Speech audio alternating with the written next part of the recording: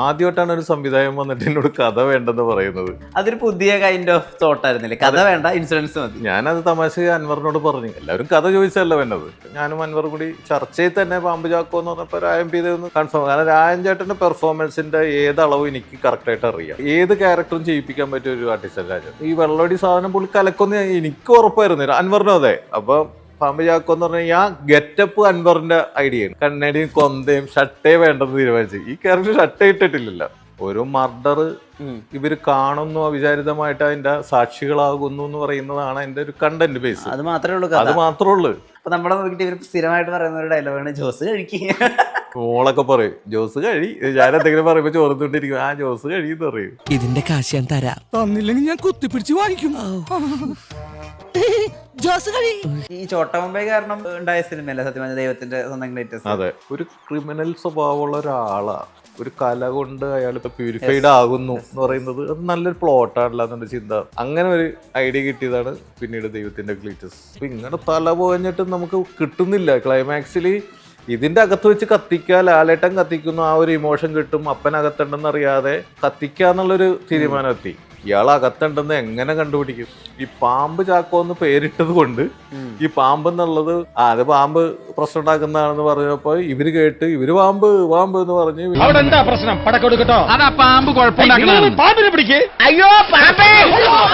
ഇതിലോടി അകത്ത് കയറാനായിട്ടൊരു സന്ദർഭം ഉണ്ടായി. അപ്പൊ അത് ഉപകാരപ്പെട്ടു ശരിക്കും. അങ്ങനെ ഒരു ക്യാരക്ടർ ആയതുകൊണ്ടാണ് ആ ക്ലൈമാക്സ്. അല്ലെങ്കിൽ ആ ക്ലൈമാക്സിന് വേണ്ടിയിട്ട് കിടന്ന് കഷ്ടപ്പെട്ടു തന്നെ.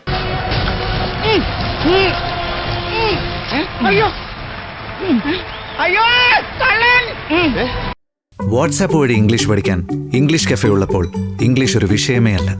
English cafe presents you the perfect English. English cafe, we present you the perfect English. WhatsApp now 9633388575. അന്നാബന്നെ എന്റെ സിനിമകളൊക്കെ ഇന്റർനാഷണലൊക്കെ ആളുകൾ ശ്രദ്ധിക്കുന്നത്, ഈ കൊത്തുകാടിയൊക്കെ. അല്ലെങ്കിൽ തമിഴ്നാട്ടിലൊക്കെ അന്നാബന്റെ അച്ഛനായിട്ടാ ബെന്നിപ്പിക്കുന്ന. നല്ല കാര്യമല്ല, സന്തോഷമുള്ള.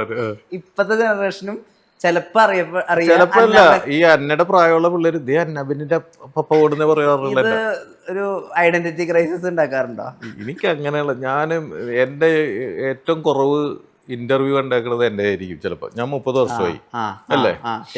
30 സിനിമ കഴിഞ്ഞു. 32 വർഷമായി ഇൻഡസ്ട്രിയിൽ വന്നിട്ട്. ഞാൻ ഭയങ്കര പിന്നോക്കം വലിയുന്ന ആളാണ്. എനിക്ക് ഇൻട്രോവേർട്ട് എന്ന് പറഞ്ഞ പോലെ കൂടുതൽ സ്ഥലത്ത് ഈ പോയി ഇരിക്കുക, ചടങ്ങുകളിൽ പങ്കെടുക്കുക, ഉദ്ഘാടനങ്ങളിൽ പോവുക, സാംസ്കാരിക സമ്മേളനത്തിൽ പങ്കെടുക്കുക, പ്രസംഗിക്കുക എന്നൊക്കെ പറയുന്ന പരിപാടികളോട് ഭയങ്കരമായിട്ട് ഒഴിഞ്ഞു മാറുന്ന ആളാണ് ഞാൻ. എനിക്ക് അതിനോട് ഒരു താല്പര്യം തോന്നാറില്ല. എന്നാൽ ഒഴിവാക്കാൻ പറ്റാത്ത വളരെ അടുത്ത സുഹൃത്തുക്കളുടെയും അങ്ങനെയൊക്കെ നിർബന്ധത്തിന് വേണമെങ്കിൽ പോകാറുണ്ട്. ഇന്റർവ്യൂസ് കൊടുക്കുന്നതും നമ്മളുടെ ഒരു സിനിമയുടെ പ്രൊമോഷന്റെ ഭാഗമായിട്ട് എന്തെങ്കിലും വരുമ്പോ എന്നാണ്. അല്ലാണ്ട് ഈ പറഞ്ഞ നമ്മളിപ്പോ പല പ്രാവശ്യം പറഞ്ഞ കാര്യം തന്നെ റിപ്പീറ്റ് ചെയ്ത് പറയേണ്ടി വരും. ഞാൻ തൊട്ടൊക്കെ ഏത് ഇന്റർവ്യൂ പറയേണ്ടി വരും ചോദിക്കുമ്പോ. അപ്പൊ ഇത് എല്ലാരും കേട്ട് കേട്ട് വെറുതെ. പിന്നെ ഒരു ഇന്റർവ്യൂ കൊണ്ട് ഒരു 5 ശത്രുക്കളെങ്കിലും നമുക്ക് മിനിമം ഉണ്ടാക്കാൻ പറ്റും. അല്ലാണ്ട് അതുകൊണ്ട് പ്രത്യേകിച്ച് കാണില്ല. കാരണം എന്നാ അടിയിൽ വന്നിട്ട് കുറച്ചൊരു കമന്റ്, ഇവന്റെ മറ്റേ പടം ഗംഭീരം, എന്തെന്നാ കൊള്ളാന്നൊക്കെ പറഞ്ഞ് കുറെ കമന്റുകളും വരും. ശത്രുക്കൾ എന്ന് പറഞ്ഞാല് ഇപ്പൊ ചോട്ടാമുംബൈയെ കുറിച്ച് പറയുമ്പോ അൻവർ റഷീദിനെ കുറിച്ച് ഞാൻ പറഞ്ഞു. രാജുചേട്ടൻ നല്ല പ്രൊഡ്യൂസറാണ്. രാജുചേട്ടന്റെ ഒരു പിൻബലം ഭയങ്കര എന്നാ ഷൂട്ടിങ്ങിന്. ഇത് ചിലപ്പോൾ നിങ്ങൾ എഡിറ്റ് ചെയ്യുമ്പോൾ രാജുചേട്ടന്റെ കാര്യം നിങ്ങൾ കട്ട് ചെയ്തിട്ടുണ്ടെങ്കിൽ രാജുചേട്ടൻ വിചാരിക്കും ഇത് ഹോട്ടോമേബി പറഞ്ഞ ബെന്നി എന്നെ കുറിച്ച് 2 വാക്ക് പറഞ്ഞില്ല, ഞാൻ ഇത്ര ചെയ്തിട്ടുണ്ട്. അല്ലെങ്കിൽ അതിന്റെ മ്യൂസിക് ഡയറക്ടർ വിചാരിക്കും ഇത്ര പടത്തിൽ മ്യൂസിക്കിനെ കുറിച്ച് പുള്ളി പറയാൻ വിട്ടുപോയി. നമ്മൾ ഈ പറയുന്നുണ്ട് പല കാര്യങ്ങളും, പക്ഷെ ചിലപ്പോ നിങ്ങളത് ഷാർപ്പ് ചെയ്ത് വരുമ്പോഴേക്കും ചില കാര്യങ്ങൾ പോകുമ്പോൾ ആ കേൾക്കുന്നവർക്ക് എന്ന് പറഞ്ഞാൽ നമ്മളെ കുറിച്ചൊന്നും പറഞ്ഞില്ലല്ലോ എന്ന് വിഷമം വരും. അത് കുറെ ശത്രുക്കൾ ഉണ്ടാക്കും പല കാര്യങ്ങളിലും. ഇൻഡയറക്റ്റ് ആയിട്ട് ചിലർക്ക് ഫീൽ ചെയ്യും. എനിക്ക് ഫീൽ ചെയ്തിട്ടുണ്ട് എനിക്കും ഫീൽ ചെയ്തിട്ടുണ്ട്. കാരണം ചില ഇന്റർവ്യൂലൊക്കെ ഇതിനെങ്ങനെ ഈ നേരത്തെ ഞാൻ പറഞ്ഞില്ലേ, നമ്മുടെ കോമഡിയൊക്കെ പറഞ്ഞിട്ട് ഡയലോഗ്സ്, ആ ഡയലോഗ്സിന് ഭയങ്കര കൈയടിയായിരുന്നു, മറ്റാണ് മറിച്ചാന്ന് പറഞ്ഞാൽ ആ ഡയലോഗ് എഴുതിയ ആളെ കുറിച്ച് ചിലപ്പോ അത് ചില ഡയലോഗുകൾ ആര് പറഞ്ഞാലും ചിരിക്കുന്ന സാധനമുണ്ട്. നടന്മാര് കഴിവ് കൊണ്ട് ഇംപ്രൂവൈസ് ചെയ്തിട്ട് ചില പ്രകടനം കൊണ്ട് ചിരിക്കുന്നത് കൂടാതെ ആര് പറഞ്ഞാലും സിറ്റുവേഷൻ കോമഡി എന്ന് പറയല്ല, അത് ആര് പറഞ്ഞാലും ചിരിക്കും. അതൊരു ഓദർ സപ്പോർട്ടുള്ള സാധനമാണ്. അവിടെ ഓദറിനെ കുറിച്ച് മിണ്ടൂല്ല, അത് അവര് ആ ക്രെഡിറ്റ് എടുത്തിട്ട് പറയുന്നത് പലപ്പോഴും കേട്ടിട്ടുണ്ട്. അപ്പൊ നമുക്കും കേൾക്കുമ്പോ എടാ ഇവരെന്താ നമ്മൾ അത് ഇത്ര പാട്ട് തലപോഞ്ഞ് എഴുതി വെച്ചിട്ട് നമ്മളെ കുറിച്ച്. അപ്പൊ ഇന്റർവ്യൂകള് ചില വെറുതെ ഈ അടികൊട്ട് അടിപടിക്കട്ടില്ലാതെ വിചാരിച്ചിട്ട് മിണ്ടാതിരിക്കുന്ന നല്ലതെന്ന് തോന്നും ചില നേരത്ത്. അതുകൊണ്ട് പലതും ഞാൻ ഒഴിവാക്കാറാണ് പതിവ്. ഇതിപ്പോ ചോട്ടാമ്പേ റിലീസിങ്ങിന് മുമ്പ് തന്നെ കുറെ പേര് വിളിച്ചു, അൻവറും വിളിച്ച് എന്നോട് ചേട്ടാ എന്റെ മോനെ ഞാൻ വെറുതെ ഇരുന്നോട്ടെ. പിന്നെ ഇതിന്റെ ഒരു ആഹ്ലാദം കണ്ടപ്പോ എനിക്ക് ചോട്ടാ ബോംബെ തിയേറ്ററിൽ പോയി കണ്ടപ്പോ എനിക്ക് സംസാരിക്കാൻ എനിക്ക് വരെ ഒരു ആവേശം വന്നുകൊണ്ടാണ് ഞാൻ സംസാരിച്ചത്. അൻവർ റഷീദ് സാറ് ഈ കഥ പറയാൻ വേണ്ടി വരുന്ന സമയത്ത് അദ്ദേഹത്തിന്റെ കയ്യിൽ ഒരു കഥയുണ്ടെന്ന് പറഞ്ഞിട്ടാണ് സാറിനെ വിളിക്കുന്നതെന്നും അവസാനം കഥയില്ല, ഒരു ക്യാരക്ടർ മാത്രമേ ഉള്ളൂ, ഈ സിനിമയ്ക്ക് കഥ വേണ്ട, ഇൻസിഡൻസ് മാത്രം മതി എന്ന് പറയുകയും ചെയ്യുന്നത് അതൊരു പുതിയ കൈൻഡ് ഓഫ് തോട്ട് ആയിരുന്നില്ലേ? കഥ വേണ്ട, ഇൻസിഡൻസ് മതി. ഞാനത് തമാശ അൻവറിനോട് പറഞ്ഞു. ആദ്യമായിട്ടാണ് ഒരു സംവിധായകൻ വന്നിട്ട് എന്നോട് കഥ വേണ്ടെന്ന് പറയുന്നത്. എല്ലാവരും കഥ ചോദിച്ചല്ല വേണ്ടത്. അപ്പൊ ഞാൻ വിചാരിച്ചത് നിന്റെ കയ്യിൽ ഒരു കഥ മുഴുനീളം ഉണ്ടാവുമെന്നാണ് ഞാൻ വിചാരിച്ചത്. പറഞ്ഞു ചേട്ടാ കഥയൊന്നുമില്ല, അത് ഈ വീട്ടിൽ ഈ അടുത്ത മുറിയിൽ നിന്നിട്ടാണ് ഇത് പറയുന്നത്.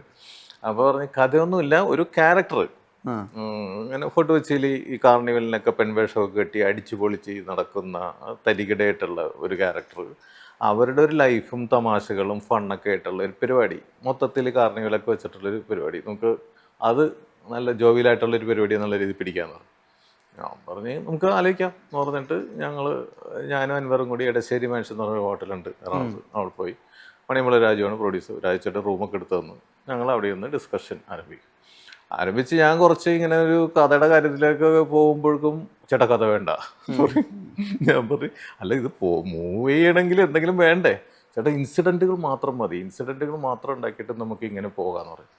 അപ്പോൾ ഞാൻ പറഞ്ഞു അത്യാവശ്യം ഒരു ഫാമിലിയുടെ ഒക്കെ ഒരു അറ്റ്മോസ്ഫിയർ വേണ്ടേ.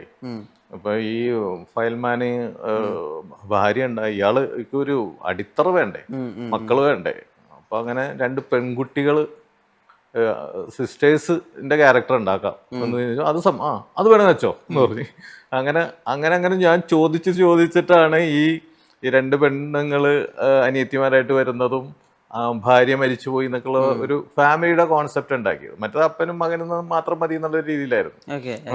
അങ്ങനെ പിന്നെ പറഞ്ഞതെന്ന് പറഞ്ഞാല് നമുക്ക് സെന്റിമെന്റ്സ് ഓവർ ഡ്രാമ അങ്ങനെയുള്ള പരിപാടി വേണ്ട ആദ്യമേ തീരുമാനിച്ചു.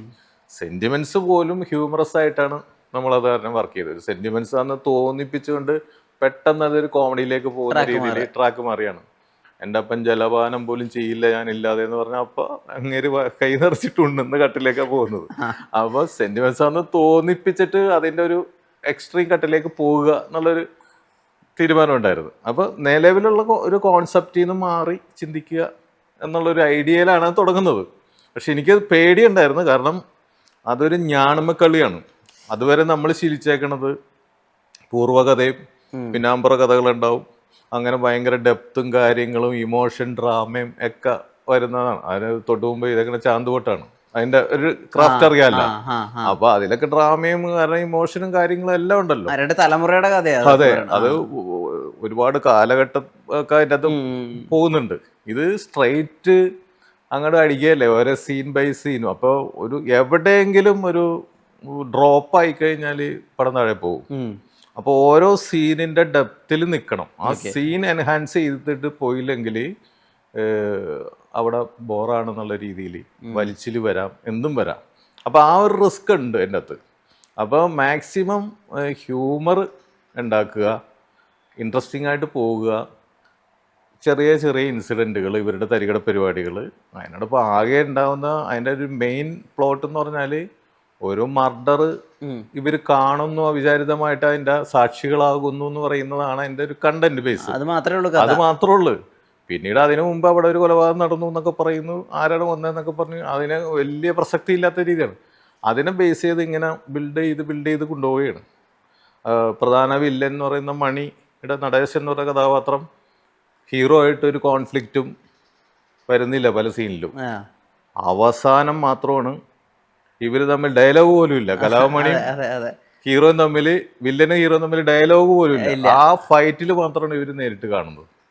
അപ്പൊ സാധാരണ പറഞ്ഞ വില്ലനായിട്ട് നേരിട്ട് പ്രതിയോഗിയെ ഡയലോഗ് വെച്ച് പറഞ്ഞിട്ടില്ല. ആ പരിപാടി അതൊന്നും വേണ്ട. ആ പരിപാടി ഒന്നും ഇല്ലാണ്ട് തന്നെ ഓരോ പരിപാടി ഇൻസിഡൻറ്റിലൂടെ അങ്ങനെ പോയി ഇങ്ങനെ ആണ് അതിൻ്റെ ഒരു വർക്ക് വന്നത്. അതങ്ങനെ എല്ലാം ചേരുമ്പടി ചേരുക എന്ന് പറയുന്ന ഒരു അനുഗ്രഹം ഉണ്ടാവുമല്ലോ ചില സിനിമകളിൽ, അതുപോലെ അങ്ങനെ സംഭവിച്ചു പോയതാണ്. ഈ ഇതിനകത്ത് ഈ മാർട്ടിൻ പ്രക്കാട്ടിന്റെ ഒരു തുടക്കം ഉണ്ടല്ലോ, അതായത് ഓൺ സ്ക്രീനിൽ വന്നിട്ടുള്ള ഒരേ ഒരു റോള് അതൊക്കെ അൻവർ റഷീദിന്റെ കൂട്ടുകാരനായിട്ട് സംഭവിച്ചത്. അതെ അതെ, അന്ന് സ്റ്റിൽ ഫോട്ടോഗ്രാഫർ ആണല്ലോ പുള്ളി, പലയിലും സ്റ്റില്ല് ചെയ്യുന്ന ആണ് മാർട്ടിൻ. അപ്പൊ അൻവറിന്റെ എന്തോ നല്ല അടുത്ത ബന്ധമാണ്. എനിക്ക് മാർട്ടിൻ അന്നൊന്നും പരിചയമില്ല, പിന്നീടാണ് എനിക്ക് മാർട്ടിനാണ് അത് എന്നൊക്കെ, ഈ മാർട്ടിനാണെന്നൊക്കെ പിന്നീടാണ് എനിക്ക് ബോധ്യത്. അപ്പൊ അൻവറിന്റെ ഒരു സൗഹൃദത്തിന്റെ പുറത്ത് മാർട്ടിനെ അഭിനയിച്ച ഈ വിനായകൻ ഈ കൈ ഇല്ലാതെ വന്നിട്ട് പിന്നെ കൈയിന്റെ ഉള്ളിൽ നിന്ന് ഒറിജിനൽ കൈ വിത്ത ഒരു സ്പെഷ്യൽ കത്തി, അത് ഒക്കെ സ്ക്രിപ്റ്റിൽ തന്നെ ഉണ്ടായിരുന്ന കയ്യില്ലാതെ തന്നെയായിട്ടാണ് എന്റെ കൈവെട്ടി. അതൊക്കെ സ്ക്രിപ്റ്റിലുള്ള തന്നെയാണ്. അതൊക്കെ ഇങ്ങനെ കൈവെട്ടി എന്നൊക്കെ പറഞ്ഞ് കൈ പുറകിൽ വെച്ച് കെട്ടി വരുന്ന രീതിയിൽ തന്നെയാണ്. എന്നിട്ട് കൈ കാണിക്കുന്നു എന്നുള്ളതൊക്കെ എഴുതി വെച്ച. വിനായകന് ഇത്രയും ഡയലോഗുകൾ പറഞ്ഞൊരു വിനായകൻ ക്യാരക്ടർ അതിന് മുമ്പ് ഉണ്ടായിട്ടില്ല. ഇപ്പൊ കൊട്ടേഷൻ ഉണ്ടാക്കിയാൽ പോലും അത് അത്ര ജനപ്രിയത നേടിയ ഒരു സിനിമയായിരുന്നില്ല. ഈ ഇത്രയും ഡയലോഗ്സ് ഉള്ള എന്നാ ആളുകൾക്ക് ഇഷ്ടപ്പെടുകയും ചെയ്തു, വിനായകനെ ഭയങ്കരമായിട്ട് രജിസ്റ്റർ ആവുകയും ചെയ്തു. ആ വിനായകന് ഈ പിക്ക് ഇവിടെ വെച്ചാൽ കറക്റ്റ് ആയിരിക്കും. അത് അൻവർ റഷീദിന്റെ ഐഡിയ ആണോ? അതെ, മണിയുടെ അനുജൻ എന്ന് പറയുമ്പോൾ ഇവരുടെ ഒരു രൂപത്തിന്റെ ഒരു അനിയനാണെന്ന് തോന്നുന്ന ഒരു ഫിഗർ ഉണ്ട് ഇവർ തമ്മിൽ. ഒന്നത്, പിന്നെ ഒരു വില്ലൻ ഇമേജ് ഉണ്ട്. വിനായകൻ ഒരു കുഴപ്പക്കാരനായിട്ട് കാണിക്കാൻ പറ്റിയൊരു ഇമേജ് അതുവരെ ഉണ്ടായിരുന്നു. അപ്പോൾ വിനായകൻ പിന്നെ അൻവറിന്റെ അടുത്ത സുഹൃത്താണ്. അങ്ങനെയുണ്ട്. ഞാനായിട്ടും പരിചയമുണ്ട്, എന്നാലും അൻവറായിട്ട് നല്ല അടുപ്പമുണ്ട്. അപ്പം എന്ന് പറഞ്ഞാൽ തുടക്കം തന്നെ ഈ ക്യാരക്ടർ അനിയൻ എന്ന് പറയുമ്പോൾ മണിയും വിനായകൻ എന്നൊക്കെ തന്നെ കൺഫേം ചെയ്തിട്ടാണ് നമ്മൾ എഴുതുന്നതിന് മുമ്പ് തന്നെ തീരുമാനിച്ച ആ ചർച്ചയിൽ തന്നെ അങ്ങനത്തെ ക്യാരക്ടറൊക്കെ നമ്മൾ തീരുമാനിച്ചത്. അൻവറിന്റെ തീരുമാനം തന്നെയായിരുന്നു വിനായകൻ എന്നൊക്കെ പറഞ്ഞു. അപ്പോൾ കറക്റ്റ് അല്ലേ, മണിയും വിനായകൻ എന്ന് പറഞ്ഞാൽ ചേട്ടൻ എന്ന് പറഞ്ഞാൽ നല്ല കോമ്പിനേഷൻ അല്ലേ. ഒരു പ്രത്യേക മാലയൊക്കെ കൊമ്പ്. അതെ അതെ, അതൊക്കെ കോസ്റ്റ്യൂം ഒരു അൻവറിന്റെ ഒരു ഡിസൈനിങ് ഉണ്ടായിരുന്നു അൻവറിന്റെ. കാരണം ഈ മുള്ളൻ ചന്ദ്രപ്പനി എന്ന് പറയും ഇങ്ങനെയാണ്, ഈ രായംപിദേവ് കൊന്ത മാത്രം കൂളിംഗ് ഗ്ലാസ് വെക്കും എന്നൊക്കെ പറഞ്ഞ് ഒരു പിന്നെ കൊച്ചിയുടെ ഒരു സ്റ്റൈൽ ഉണ്ടല്ലോ ഡ്രസ്സിങ്ങില്. എന്തായാലും കൊച്ചിയിൽ അങ്ങനെയല്ല, എല്ലാവരും നല്ല സ്റ്റൈലായിട്ടല്ലേ നടക്കുള്ളൂ. അത് ഡ്രസ്സിങ്ങിലൊക്കെ ഒരു മോഡേൺ കൾച്ചർ പിടിച്ചിട്ടുണ്ടല്ലോ മൊത്തത്തിൽ. അപ്പൊ അത് ഈ ക്യാരക്ടേഴ്സിനും ഒരു കളർഫുൾ ലൈനാണ് പിടിച്ചേക്കുന്നത്. മറ്റൊരു കാര്യം ഞാൻ ശ്രദ്ധിച്ചിട്ടുള്ളത്, ഒട്ടും ബേസ് ഇല്ലാത്ത, ഒട്ടും നമുക്ക് വിശ്വസിക്കാൻ പറ്റാത്ത ഒരു ബാക്ക് സ്റ്റോറി സാർ എഴുതിയിട്ടുള്ള ഒരു കഥയിലെ ഒരു കഥാപാത്രം പറയും. പക്ഷെ അത് വളരെ വിശ്വാസയോഗ്യമായിട്ടാണ് അയാൾ അവതരിപ്പിക്കുക. ഇപ്പൊ ഞാൻ പണ്ട് കഴിഞ്ഞ ജന്മത്തിന് എനിക്കൊരു അച്ഛനമ്മ ഉണ്ടായിരുന്നു, എനിക്ക് ഷുഗർ വന്നിട്ട് ഞാൻ 4 വയസ്സിൽ മേടിച്ചു, ടിൻറ്റുമാൻ AUPS നടത്തറാന്ന് പറയുന്നത് അയാൾ ഭയങ്കര വിശ്വാസയോഗ്യമായിട്ട് ആ കഥ പറയുന്നത്. അല്ലെങ്കിൽ ഇപ്പം മറ്റേ തൊമ്മന മക്കളില് എനിക്ക് അമ്മു എന്ന് പറഞ്ഞൊരു ഇതുണ്ടായിരുന്നു, ഒരു ഗുണ്ടയുണ്ടായിരുന്നു, ഒരു ഗുണ്ടി ഉണ്ടായിരുന്നു, മറ്റേ വണ്ടി ഇടിച്ച് മരിച്ചു, ഉണക്കമീൻ കഴിച്ചു എന്ന് പറയുന്നത് വളരെ വിശ്വാസയോഗ്യമായിട്ട് ആ ഒരു ബാക്ക് സ്റ്റോറി പറയുന്നത്. ഇത് കുറെ ഉണ്ട്. ഇപ്പം ചട്ടോമ്പേൽ തന്നെ ഉണ്ടല്ലോ, ഇതിന്റെ അത് ബാക്ക് സ്റ്റോറി അല്ല, ആക്ച്വലി സിനിമയുടെ കഥ പറയുന്നുണ്ടല്ലോ. അതായത് മറ്റേ റോക്കറ്റ് മരിക്കുന്ന കിടപ്പിലാവുന്ന ശാസ്ത്രജ്ഞൻ. ഈ ബാക്ക് സ്റ്റോറി അതിനും ഒരുപാട് ചിന്ത പോകുന്നുണ്ടോ, അതോ അത് എളുപ്പമാണോ ആ ബാക്ക് സ്റ്റോറി, ഒരു കഥയില്ലാത്ത ബാക്ക് സ്റ്റോറി വരാൻ? അത് അന്നേരം ആ എഴുത്തിന്റെ പ്രക്രിയയിൽ അറിയാതെ വരുന്നതാണ്. ഇയാള് പറയുമ്പോൾ നമ്മളിപ്പോ മുൻകൂട്ടി തീരുമാനിക്കാത്ത കുറെ കാര്യങ്ങൾ എഴുത്തിന്റെ ഒരു കെമിസ്ട്രിയിൽ താനെ വരും, മനസ്സിലേക്ക് വരും. പേരൊക്കെ തന്നെ അങ്ങ് തന്നെ വന്നല്ല ടിൻറ്റുമോൻ എഴുതണമെന്നാ അവിടെ അങ്ങനെ വന്ന് പറയണ. അതായത് ആ ഒരു 4 കഥാപാത്രമുള്ള ഒരു സീനാണെങ്കിൽ ഓരോ കഥാപാത്രമായിട്ട് മാറിയിട്ടാണ് നമ്മൾ അയാളുടെ ഡയലോഗ് എഴുതുന്നത്. മനസ്സിലായില്ലേ? അപ്പൊ പ്യാരി എഴുതുമ്പോ പ്യാരി സലിംകുമാർ എന്ത് പറയും, അപ്പൊ ആ ക്യാരക്ടർ നമ്മുടെ മനസ്സിലുണ്ടാവാൻ ചെയ്ത് നേരത്തെ പറഞ്ഞേക്കുന്ന എല്ലാ കാര്യമുണ്ട്. ആ ഡയലോഗിന് മറുപടി ഇന്നസെന്റ് ആയിട്ടാണ് മനസ്സിലുള്ളത്. ആ കാസ്റ്റിംഗ് നമ്മൾ നേരത്തെ തന്നെ തീരുമാനിച്ചിട്ട് ഇന്നസെന്റ് ആയിട്ടാണ്. അപ്പൊ അതിന്റെ മറുപടി ഇന്നസെന്റ് ആയിട്ടും പറയുന്ന ശൈലി തന്നെ വരും നമുക്ക്. അപ്പൊ അങ്ങനെ അറിയാതെ ഡയലോഗ്സ് വരും, അവരുടെ കൾച്ചറിലും അവരുടെ സ്വഭാവത്തിലും നിന്നിട്ട് തന്നെ നമുക്ക് അറിയാതെ വരും. അപ്പൊ ചില കാര്യങ്ങൾ ഇത് എങ്ങനെ വന്നെന്ന് നമ്മൾ തന്നെ ചിന്തിച്ചു, അത് അറിയാതെ വരുന്നതാണ്. അല്ലാണ്ട് നേരത്തെ ചിന്തിക്കണമെങ്കിലും ചിന്ത വരണ്ട. അതുപോലെ തന്നെ എഴുതണ പ്രക്രിയയും ചിന്തിച്ചതിന് വ്യത്യസ്തമായിട്ട് എഴുതുമ്പോൾ വരാറുണ്ട്. എനിക്ക് ചിന്തിച്ച് വെച്ചിരുന്ന ആ സീൻ എഴുതുമ്പോൾ വേറെ സീനായിട്ട് മാറിയിട്ടുണ്ട്. അത് എഴുതി വരുമ്പോ ആ ഒരു എന്തെങ്കിലും എക്സാമ്പിൾ പറയാൻ പറ്റുമോ? ടിപ്പിക്കലായിട്ടൊന്നും പറയാനായിട്ട് പറ്റില്ല. കാരണം പല സീനുകളും കണ്ടന്റ് നമ്മൾ ഉദ്ദേശിച്ചേക്കുന്നത് ചിലപ്പോൾ ഒരു സീരിയസ് ആയിട്ട് മേരിക്കൊണ്ട് കുഞ്ഞാടില് ഇയാൾക്ക് ആ കണ്ടന്റ് നമ്മൾ ഉദ്ദേശിക്കുന്നത് ഇയാൾക്ക് കൊണ്ടുപോയി ഭക്ഷണം മേടിച്ചു കൊടുത്തിട്ട് ഇയാളെ കൊണ്ട് സമ്മതിപ്പിക്കണം, മറ്റേ അവിടെ കൊണ്ടുപോകണം എന്നുള്ള ഇതാണ്. പക്ഷേ അവിടെ എഴുതിക്കൊണ്ടിരുന്നപ്പോഴാണ് ചിക്കൻ ഇല്ലേ, ചിക്കൻ എന്നൊക്കെ ചോദിക്കുമ്പോഴേക്കും മറ്റേ കൊച്ചിനെ എടുത്ത് മാറ്റിക്കുക, അല്ലെങ്കിൽ ചിക്കനാന്ന് പറഞ്ഞു എന്നൊക്കെ പറഞ്ഞു സലീം കുമാറിനെ മനസ്സിലായില്ലേ. അപ്പോൾ അവിടെ നമ്മൾ കണ്ടന്റ് ഇപ്പോഴും അറിയോന്നറിയില്ല, നമ്മുടെ ഓഫീസിലൊക്കെ വല്ല ചെലവൊക്കെ നടത്തില്ലേ, ഈ ചെലവ് നടത്തുന്നത് ഒരുത്തനായിരിക്കുമല്ലോ അല്ലെങ്കിൽ ഒരുത്തിയായിരിക്കും. അപ്പൊ നമ്മളായിരിക്കുമല്ലോ കഴിക്കുക, അവര് ചിലപ്പോൾ അധികം കഴിക്കില്ല. അപ്പൊ നമ്മളെ നോക്കിയിട്ട് ഇവർ സ്ഥിരമായിട്ട് പറയുന്ന ഒരു ഡയലോഗാണ് ജോസ് കഴിക്കുക. അതിവിടെ പറയാറുണ്ട്. മോളൊക്കെ പറയും ജോസ് കഴി, ഞാൻ എന്തെങ്കിലും പറയുമ്പോൾ ചോർന്നുകൊണ്ടിരിക്കും, ആ ജോസ് കഴിയെന്ന് പറയും, ദാറ്റ് ജോസ് എന്നൊക്കെ പറയില്ലേ. അപ്പൊ അതുപോലെ ആ സമയത്ത് അത് വളർന്നു വരും ചില കാര്യങ്ങൾ. നമ്മളപ്പോ സീൻ ഓർഡറിൽ എഴുതുന്നത് ജോസിന് ഭക്ഷണം വാങ്ങിച്ചു കൊടുത്തിട്ട് അയാളെ കൊണ്ട് സമ്മതിപ്പിക്കുന്നു മാത്രമുള്ള ഒരു 1 ലൈനിൽ ഉണ്ടാവുള്ളൂ. അവിടെ അതെങ്ങനെ സ്റ്റാർട്ട് ചെയ്യണം എന്നൊക്കെ പറഞ്ഞ് ആ എഴുതാനിരിക്കുമ്പോൾ ചിന്തിക്കുമ്പോൾ ആ ക്യാരക്ടർ വരും, ഇത്ര പെട്ടിയുടെ കാശാണ് ഇന്ന് ഒറ്റക്ക് അടിച്ച് തീർക്കണത് എന്നൊക്കെ പറഞ്ഞ് അങ്ങനെ ക്രമേണ അതിൻ്റെ മറുപടി വന്നങ്ങോട്ട് ഒരു സ്ഥലത്തെത്തും. അല്ലെങ്കിൽ നമ്മൾ പിന്നെ ആലോചിക്കും അവിടെ ശരിയായില്ല എന്ന് പറഞ്ഞാൽ ആ സീൻ തന്നെ വീണ്ടും വേറെ രീതിയിൽ ആലോചിച്ചിട്ട് എഴുതാൻ നോക്കും. അങ്ങനെ സീൻ തന്നെ പല രീതിയിൽ ചിന്തിച്ച് നോക്കും ആ കണ്ടന്റ് വെച്ച്.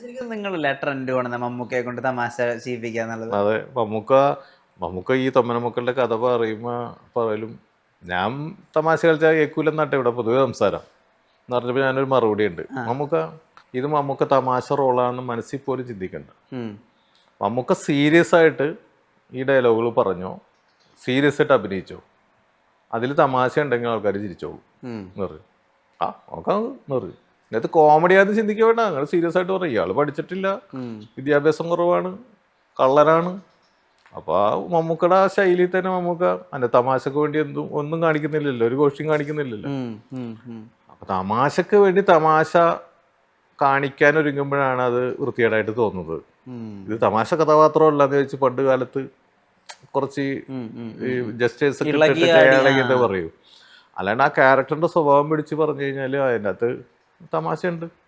ഈ മമ്മൂക്കയുടെ ഡയറ്റ് അടുത്ത് നിന്ന് കണ്ടിട്ടില്ലേ? ഒരു സന്ദർഭം ഞാൻ കേട്ടിട്ടുണ്ട്. ഈ തട്ടുകടയിൽ പോയിട്ട് രാവിലെ പുട്ടും ബീഫും കഴിച്ചിട്ട് പിന്നെ അത് പറഞ്ഞുതരും, ഭയങ്കര ഇഷ്ടമാണ്. അതെന്ന് പറഞ്ഞാല് ഞങ്ങൾ ഈ പൊള്ളാച്ചി പോകുമ്പോ ഒരു കടയുണ്ട്. അപ്പൊ അവിടെ നല്ല പുട്ടും ബീഫും കിട്ടും എന്ന് പറഞ്ഞിട്ട് പോകുന്ന വഴി അവിടെ നിർത്തി, ചെറിയ കടയാണ്, ഒരു തട്ടുകട പോലെ ഇങ്ങനെ സ്ഥിരം കയറാം, മമ്മൂക്ക കടയെന്നൊക്കെ പറഞ്ഞ് തുടങ്ങിയ ആൾക്കാർ തന്നെ. അപ്പൊ അവിടെ കഴിക്കാതെ പറഞ്ഞ് ഞാനും ആൻഡ് ഹസ്ബൻഡ് ഞങ്ങൾ നിർത്തി. അവിടുന്ന് പുട്ടും ബീഫും അതൊക്കെ ശരിക്കും. അപ്പൊ ഭയങ്കര ഡയറ്റ് നോക്കുന്ന ആളല്ല. നമ്മൾ ബീഫ് വല്ലപ്പോഴല്ലേ എന്ന് പറയും. അന്ന് ഉച്ചക്ക് എന്ന് പറഞ്ഞ പുള്ളി ഇതിനെ കോമ്പൻസേറ്റ് ചെയ്യാൻ വേണ്ടിയിട്ട് വേറെ സാധനങ്ങളൊന്നുമില്ല, കുറച്ച് ഇലക്കറിയും മറ്റും മറിച്ചൊക്കെ ഇട്ടിരുന്നു. അതെ, ബീഫ് കാലത്തടിച്ച. അപ്പോൾ അതായത് പുള്ളിയുടെ ഒരു പോളിസി എന്ന് പറഞ്ഞാൽ ഫാറ്റി ആയിട്ടുള്ള ഐറ്റംസ് ഒരു നേരം ഇഷ്ടപ്പെട്ടത് കഴിച്ചു കഴിഞ്ഞാൽ അത് കോമ്പൻസേറ്റ് ചെയ്യാൻ വേണ്ടി ചിലപ്പോൾ ഉച്ചക്ക് അങ്ങോട്ട് സ്കിപ്പ് ചെയ്യും, എന്തെങ്കിലും ഫ്രൂട്ട്സും ഇലക്കറികളും മാത്രം കഴിച്ചിട്ട് അതങ്ങനെ ബാലൻസ് ചെയ്യും. അപ്പോൾ ഇത് ഇഷ്ടമുള്ളത് കഴിക്കുകയും ചെയ്യാം, ഒഴിവാക്കാതെ. ഇഷ്ടമുള്ളത് ബിരിയാണിയൊക്കെ കഴിക്കും, ചില ദിവസം ബിരിയാണി കഴിച്ചിട്ട് നൈറ്റ് ഫുഡിൽ അത് ക്രമീകരിക്കും. അത് വേറെ ഒന്നും ആദ്യം കഴിക്കില്ല, വല്ല ഫ്രൂട്ട്സും എന്തെങ്കിലും മാത്രമായിട്ട് കഴിച്ചിട്ട്. അതിന് ഉച്ചക്ക് ബിരിയാണി കഴിച്ചാണ്, അതുകൊണ്ട് അങ്ങനെ ബാലൻസ് ചെയ്തിട്ട് ഇഷ്ടമുള്ള ഭക്ഷണം കഴിക്കുന്ന ആളാണ് നമുക്ക്. ഇപ്പോഴും ഉണ്ട് ഈ 1 മണി to 2 മണി ഉറക്കം? കുറച്ചു നേരം ഫ്രീ ആണെങ്കിൽ ഉറങ്ങും. സിനിമ കാണാനോ അല്ലെങ്കിൽ നമ്മുടെ ഷൂട്ടിംഗ് പരിപാടിയൊക്കെ ഉണ്ടെങ്കിലൊക്കെ ഇരിക്കേണ്ടതാണെങ്കിൽ ഇരിക്കും, അല്ലെങ്കിൽ ഫ്രീ ആണെങ്കിൽ. കാരണം ഒരു ബ്രേക്ക് ഇപ്പൊ എഴുത്തിന്ന് കിട്ടിയൊരു ശീലമാണ് അത്. എഴുതാൻ നേരത്ത് സാധാരണ ഞാൻ രാവിലെ ബ്രേക്ക്ഫാസ്റ്റ് ഒക്കെ കഴിഞ്ഞിട്ട് എഴുതാനിരുന്നു കഴിഞ്ഞാൽ ആ എഴുത്തിൻ്റെ ഫ്ലോയിൽ ഒരു ഉച്ച വരെയൊക്കെ പോയി കഴിഞ്ഞാൽ ചിലപ്പോൾ ഉച്ചക്ക് 2 മണിയൊക്കെ കഴിഞ്ഞൊക്കെ പോവും. അതൊരു മൂഡ് പോലെ മറന്നു പോയിട്ടുണ്ട് ഭക്ഷണം കഴിക്കാൻ. ഉച്ചക്ക് 3 മണി 3:30 ആയി. അപ്പോൾ ഫ്ലാറ്റ് ഉണ്ട് എനിക്ക്, അവിടെ ഒരു കുക്കും ഉണ്ട്. അപ്പോൾ അവനോട് പറഞ്ഞിട്ടുണ്ട് ഞാൻ പുറത്തേക്ക് ഇറങ്ങുമ്പോൾ ഭക്ഷണം കഴിക്കാൻ വരുമ്പോൾ മാത്രം ഭക്ഷണം എടുത്താൽ മതി, അല്ലാണ്ട് ഭക്ഷണം റെഡിയായെന്ന് പറഞ്ഞ് വിളിക്കരുത് പറഞ്ഞു എഴുതുന്ന സമയത്ത്. അപ്പോൾ ഇവൻ വിളിച്ചില്ല. 3:30 4 മണിയായപ്പോൾ അവൻ ഞാനത് കഴിഞ്ഞ് ഞാൻ ചായ കുടിക്കാൻ വേണ്ടിയിട്ട് ഇവനെ വിളിച്ചപ്പോഴാകുമ്പോൾ സാറേ ഊതേച്ചില്ല തുറച്ചത്. അപ്പോൾ നമ്മൾ ഈ വിശപ്പുണ്ടാവുക ചില സന്ദർഭങ്ങളും പറഞ്ഞു, എല്ലാ ദിവസവും അല്ലേ പറഞ്ഞത്, ചില മൂഡിൽ നല്ല ഫ്ലോയിൽ വരുമ്പോൾ ചിലപ്പോൾ എല്ലാം വിട്ടുപോയിട്ട് എഴുതും. അപ്പോൾ പിന്നെ അത് കഴിച്ചിട്ട് ഒന്ന് ബ്രേക്ക് ചെയ്യും. ബ്രേക്ക് ചെയ്യാനായിട്ടെന്ന് പറഞ്ഞാൽ ഈ ഉച്ചക്ക് ഒരു മണിക്കൂർ കിടന്ന് ഉറങ്ങിക്കഴിഞ്ഞാൽ സ്വിച്ച് ഓഫ് ചെയ്യുന്ന പോലെയാണ് നമുക്ക് ബ്രെയിൻ. അത് കഴിഞ്ഞ് എഴുന്നേറ്റ് കുളിച്ച് കഴിഞ്ഞാൽ പിന്നെ ഒരു പ്രഭാതം കിട്ടിയ പോലെ ഫ്രഷാണ്. പിന്നെ വൈകുന്നേരം ഒരു 6 മണി തൊട്ട് അല്ലെങ്കിൽ 7 മണി തൊട്ട് അങ്ങോട്ട് പിന്നെ അങ്ങോട്ട് ഇരുന്ന് എഴുതിയാൽ അത് ഈ പറഞ്ഞ പോലെ തന്നെ രാത്രി കണ്ടിന്യൂ ചെയ്യാൻ പറ്റും നമുക്ക്. അപ്പൊ അങ്ങനെ ഉച്ചക്ക് ഉറങ്ങി ആ സമയം വരുമ്പോൾ ചെറിയൊരു ഉറക്കം വരാൻ തുടങ്ങി. എല്ലാ കഥകളിലും ഈ സ്നേഹം അങ്ങിങ്ങായിട്ട് ഇട്ട് വെച്ചിട്ട് സ്നേഹമായിരിക്കും ഹെൽപ്ഫുൾ ആവുക. ഇത് അറിയാതെ തന്നെ വരുന്നതാണോ തിരക്കഥകളിൽ? അതെ, അത് നമ്മുടെ ഒരു ക്യാരക്ടറിന്റെ സ്വഭാവമായിരിക്കാം, ഒരു എഴുത്തിന്റെ ഒരു ശീലത്തിന്റെ ഭാഗവും. അതുപോലെ തന്നെ നമ്മുടെ സ്വഭാവം കുറെയൊക്കെ നമ്മുടെ എഴുത്തിൽ വരും. നമ്മുടെ ഇഷ്ടങ്ങൾ വരും, നമ്മുടെ ആഗ്രഹങ്ങൾ വരും, നമ്മുടെ സങ്കല്പങ്ങൾ വരും. അപ്പൊ ഞാനിപ്പോ ഇതിൻ്റെ അകത്ത് വളരെ നെഗറ്റീവ് ക്യാരക്ടറാണ് കലാമണിയുടെ ക്യാരക്ടർ അല്ലേ? പക്ഷെ അയാൾക്ക് അനിയനോട് ഭയങ്കര സ്നേഹമുണ്ട്, വിനായകനോട് ഭയങ്കര സ്നേഹമുണ്ട്, വിനായകന് ചേട്ടനോട് സ്നേഹമുണ്ട്. ക്രിമിനൽ മൈൻഡ് ആണെങ്കിലും പറയണം, ചേട്ടാ എനിക്കറിയാം ചേട്ടാ, എടാ ഞാൻ ഈ ഇങ്ങനെ ഉദ്ദേശിച്ചല്ല, പെട്ടുപോയതാണ് ചേട്ടൻ എന്ന് പറയുമ്പോൾ അവനത് മനസ്സിലാക്കുന്നുണ്ട്. ചേട്ടൻ പോലീസുകാർ എല്ലാം നിൽക്കുന്നു, ചാനലുകാർ നിൽക്കുന്നതുകൊണ്ടാണ് എന്നെ തല്ലിയെന്ന് പോലും അവൻ മനസ്സിലാക്കുന്നുണ്ട്. അപ്പോൾ ഈ കാര്യം വരുമ്പോഴാണെങ്കിലും കരിങ്കല്ലാണെങ്കിൽ അതിൻ്റെ ഉള്ളിൽ ഒരു ഇതുണ്ടെന്ന് പറഞ്ഞ പോലെ ഈ വില്ലന്മാരാണെങ്കിൽ ആരും വില്ലന്മാരായിട്ടൊന്നും ജനിക്കുന്നില്ല. അപ്പം നമ്മൾ അതിൻ്റെ ഒരു റിയാലിറ്റി വെച്ച് ചിന്തിക്കുകയാണ് നമുക്ക്. അല്ലെങ്കിൽ ഈ കൊടും വില്ലന്മാർ സാധാരണ എപ്പോഴും ഗോഡൌണിലോ ഇവരുടെ ഒരു ഗ്യാങ് മാത്രം കൂടുന്ന ഒരു ഏരിയയാണ് എപ്പോഴും സാധാരണ സിനിമയിൽ സൃഷ്ടിക്കുന്നത്. അപ്പൊ ഞാനത് മണിയുടെ ഒരു ഫാമിലി തന്നെ ആക്കി. അപ്പൊ ഞാൻ അങ്ങനെയാണ് ചിന്തിച്ചത്. കാരണം ഈ വില്ലന്മാർക്ക് എന്താ കുടുംബം ഉണ്ടാവൂലേ, അവർക്ക് അമ്മയുണ്ടാവും, അച്ഛനുണ്ടാവും, ഭാര്യ ഉണ്ടാവും, മക്കളുണ്ടാവും. അപ്പൊ അതുകൊണ്ടാണ് മണിക്കൊരു അമ്മ, ആ നടേശന്റെ കഥാപാത്രത്തിന് ഒരു അമ്മയുണ്ട്, ഒരു മകനുണ്ട്, അവനാണ് ഇന്ന് വയലിനൊക്കെ വായിക്കുന്നത്, ഭാര്യയുണ്ട്, അനുജനുണ്ട്. അങ്ങനെ ഒരു നെഗറ്റീവ് ക്യാരക്ടർ ആണെങ്കിലും അയാൾക്കൊരു കുടുംബം ഉണ്ടാക്കി. ആ കുടുംബത്തിൽ തന്നെ അയാളുടെ ജീവിത പശ്ചാത്തലം അറിഞ്ഞു പറയാതെയൊക്കെ വരുന്നുണ്ട്. കാരണം അമ്മ മെന്റൽ പേഷ്യൻ്റ് ആയിട്ടിരിക്കുന്നതാണ്. അമ്മ ഒരു പിന്നാമ്പുറ കഥയൊക്കെ നമ്മൾ ആലോചിച്ച് കഴിഞ്ഞാൽ വേണമെങ്കിൽ നമുക്ക് കണ്ടെത്താം. നിന്റെ അച്ഛൻ ചോര കുപ്പിയാ മരിച്ചെന്ന് പറയുന്നത്. അപ്പൊ അങ്ങേരും കുഴപ്പക്കാരനായിരുന്നു. അതിൻ്റെയൊക്കെ ഒരു ട്രോമയിലായിരിക്കും ഇവരിങ്ങനെ ആയത്. പക്ഷെ മക്കളുടെ പ്രവൃത്തികളിൽ ഇവർക്ക് ഉള്ളിൻ്റെ ഉള്ളിൽ ഇവർക്ക് താല്പര്യക്കുറവുണ്ട്. അതുകൊണ്ടാണ് എൻ്റെ മോൻ നശിച്ചു പോണേ, എൻ്റെ മോൻ നശിച്ചു പോണേ എന്ന് പറയുന്നത്. അപ്പോൾ അതൊക്കെ നമ്മൾ അങ്ങനെ ഒരു മോൾഡ് ചെയ്ത് എടുത്താണ് അങ്ങനത്തെ ഒരു ക്യാരക്ടർ. അപ്പം മണിക്ക് അതിൽ ഇറിറ്റേഷൻ ഉണ്ട്, എന്നാലും അതൊക്കെ അങ്ങനെ സഹിച്ചു പോകുന്നു. മൊത്തം ആ ഒരു അറ്റ്മോസ്ഫിയർ കൊണ്ടുവരുന്നു. ഒരു വില്ലന്റെ കുടുംബത്തിന്റെ ഒരു അറ്റ്മോസ്ഫിയർ വരുമ്പോൾ അതിനൊക്കെ ഒരു റിയാലിറ്റി ഫീൽ ചെയ്യും. വില്ലനായിട്ട് മാത്രം ഒരു ഗോഡൌണിലോ അല്ലെങ്കിൽ 4 ഗുണ്ടകളുടെ നടുവിലോ നിർത്താതെ ആ ഒരു അങ്ങനെ ഒരു ട്രീറ്റ്മെന്റ് അങ്ങനെ ആലോചിച്ച് തന്നെ ചെയ്തതാണ്. ആരും ഇവനെ ഇടിക്കരുത്, ഈ ഫ്ലിപ്പ് ത്രൂ ഔട്ട് സിനിമയിൽ അതെങ്ങനെയാ കിട്ടിയ? അതെന്ന് വെച്ചാല് അതൊരു ക്യാരക്ടറിൽ നിന്നാണ് കിട്ടുന്നത്. ഇപ്പൊ ലാലേട്ടന്റെ ക്യാരക്ടർ നമ്മൾ ഒട്ടും ഒരു സീരിയസ്നെസ് ഇല്ലാത്ത അടിച്ച് അപ്പനെയും പറ്റിക്കും, ഒരു കൂട്ടുകാരെ രക്ഷിക്കാൻ വേണ്ടി അത് അപ്പൻ്റെ തൽക്കാലത്തേക്ക് ഒരു അഡ്ജസ്റ്റ്മെന്റിൽ അപ്പൻ്റെ എഴുതി മേടിക്കുന്നുണ്ട് സംഭവങ്ങൾ മൊത്തം ലോണിന് വേണ്ടിയിട്ട്. പക്ഷെ ഇയാളുടെ മനസ്സിൽ അപ്പനോടും പെങ്ങന്മാരോടൊക്കെ നല്ല സ്നേഹമുണ്ട്. അങ്ങനെയുള്ള ചിലവരെ ഞാൻ കണ്ടിട്ടുണ്ട്.